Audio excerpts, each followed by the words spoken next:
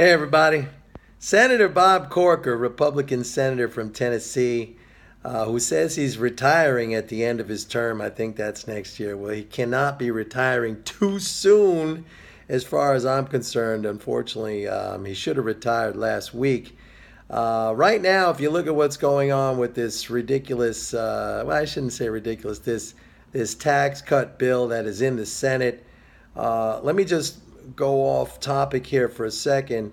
The federal government is collecting a record amount of taxes, and the economy is growing about 3.2%.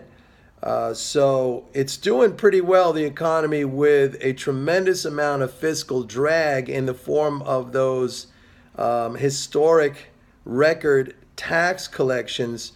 So any tax cut is going to boost economic growth. Now, it'll be uneven. In other words, it'll fall probably to one sector of the economy or a narrow sector of the economy. It won't be broadly felt. And this current tax bill is probably more geared towards corporations. But it's going to have an effect on the economy. It's going to increase economic growth. The way you think about it, you think about a car being driven with one foot on the gas all the way down because we're having a record amount of spending, and one foot on the brake pretty hard down as well. Now, if you lift your foot off the brake even a little bit, let's say we're still going to keep our foot on the brake, but we're just going to ease up a little bit on that pressure, the car is going to accelerate. It's going to go faster. All right. So I just wanted to say that. Now, Corker, who's been a deficit hawk, and it still cracks me up to this day when people, proclaim or label themselves as deficit hawks because they really do not understand our monetary system. All right, the government does not need to save that which it can issue without limit, which is the dollar. And there is really no detrimental effect from the deficit. It is only sort of a leftover measurement of what the government spends and then what it removes in taxes. And if it's spending too much in relation to what it removes, then maybe it creates an inflation, but we are, nowhere near an inflation. If you look at any of the popular inflation indices like the CPI or the PCE, Personal Consumption Expenditures Price Index, they're all running about 2%, which is about the Fed's ideal level. So budget, these people who call themselves deficit hawks, it's really, it's sad, for lack of any other word, because it is a deep, profound expression of ignorance when it comes to the monetary system. But anyway, this tax bill, which is in the Senate, it was in committee, just came out of committee, going to go for a floor vote. But it got out of committee. I didn't even know if it was going to get out of committee, never mind surviving a full floor vote. But in committee, it was kind of an even tie until Corker said he will only support this bill. By the way, he said the individual part of this tax bill, which in other words is relief for individuals, he said he would take that and throw the entire thing in the incinerator. His words. He said the business side, meaning corporation, Corker's a guy who never met a corporation he didn't like. In his own state of Tennessee, where the state, and it's a poor state, okay, that has given away hundreds of billions of dollars in tax breaks to foreign corporations like Honda and Toyota and BMW. And it was a couple of years ago, I think it was workers for Toyota or Honda, I forget which one.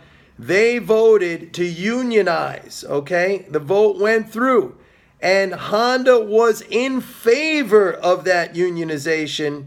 And Corker stood in the way, and he scuttled that whole deal. So his whole ideology is screw the worker, screw the individual taxpayer. Let's give everything to these mega corporations. And so he on the one hand, he says, I cannot allow this tax bill because it's going to increase the deficit, and I stand for looking out for the best interests of the nation, which is what?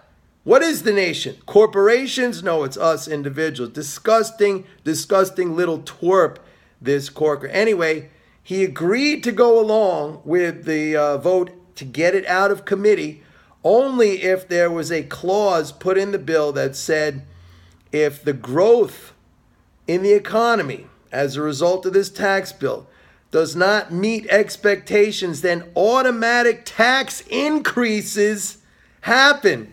So get this, automatic.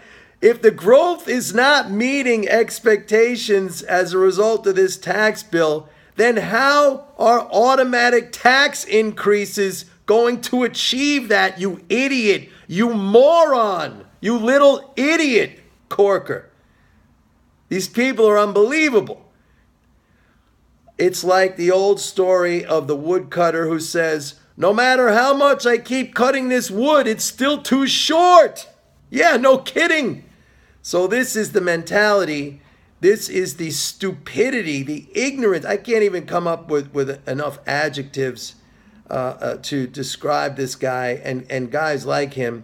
So anyway, this bill is going to the floor of the Senate. I do not think it's an ideal bill. Basically, for me, I would eliminate the payroll tax. Listen, folks, get this straight. 86% of all taxes collected by the federal government, we're talking about 2.4 trillion out of the 2.8 trillion, come from employment and withholding taxes, okay? All those taxes that you pay out of your paycheck, FICA and Social Security, it all goes into the Treasury general account. That money's all spent, all right? 86% of all taxes come from employment and withholding taxes, and that is paid predominantly by working people. And here you have these morons like Corker who say, throw that. Anything for the individual, throw it in the incinerator. That was his words. I'm all for the business side. Businesses pay 13% tax rate, $350 billion out of the $2.8 trillion collected by the federal government. $350 billion. You can go look it up. It's all on the daily Treasury statement. $350 billion. That's corporation taxes. So there you go. Corker, you are an idiot. You should have retired already. Bye, everyone.